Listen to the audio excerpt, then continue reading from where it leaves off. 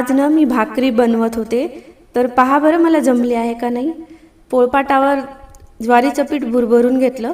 भाकरीचा उंडा छोटासा घ्यायचा, कारण आपण नवीन शिकतोय की नाही, त्यामुळे खूप मोठी भाकरी काही आपल्याला येणार नाही. त्यामुळे मी छोटीशी बनवून बघितली आहे. तर ज्वारीचं पीठ लावून हलक्या हाताने भाकरीला थापत जायचं. पोळपाटाला थोडीशी चिटकली तरी चालतं, तुम्ही तशीच थापत राहा.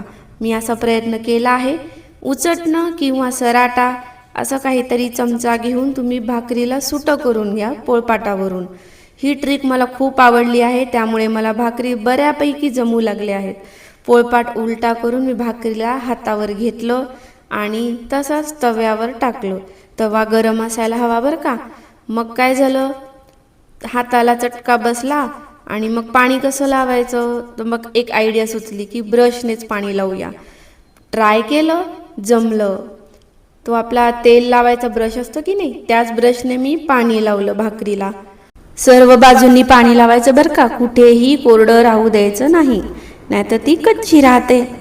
तर अशा प्रकारे व्यवस्थित पाणी लावून घेतलं. तोपर्यंत आपल्या भाकरीची खालची बाजू भाजत जाते, तेव्हा गॅसची फ्लेम लहानच ठेवायची बरं का. तर ही झाली पहिली वेळ, म्हणजे भाकरी किती वेळा पलटवायची हे मी तुम्हाला सांगणार आहे. तर आता मी एक पहिल्यांदा पलटतीये. तर आता गॅस मोठा करायचा, त्याला छान उचटण्याने दाबून व्यवस्थित भाजायची खालची बाजू. हे पहा पूर्ण भाजली आहे की नाही. आता गॅस मोठा ठेवून परत त्याला दाबून फुगवून घ्यायचं भाकरीला. भाकरी फुगली नाही तरी आपण प्रयत्न करायचा बरं का, प्रयत्न सोडायचे नाही. तर अशा प्रकारे पूर्ण भाकरी माझी फुगली आहे. तर तुम्हाला ही ट्रिक माझी कशी आवडली आहे. ही झाली आपली दुसरी बाजू.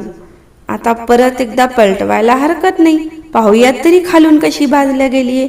अरे वा, मस्त दिसतीये, जमली गड्या भाकरी. बघा बरं, तुम्ही जर नवीन शिकत असाल तर माझ्या पद्धतीने करून पहा, जमेल बहुतेक तरी तुम्हाला. कारण मला जरा थोडं थोडं जमू लागले. तर जाळीवर काढून ठेवली भाकरी आणि बघूयात तरी फुगली आहे की नाही. आहा, मस्त पापुद्रा निघालाय. तूप घालून मीठ घालून खा बर का.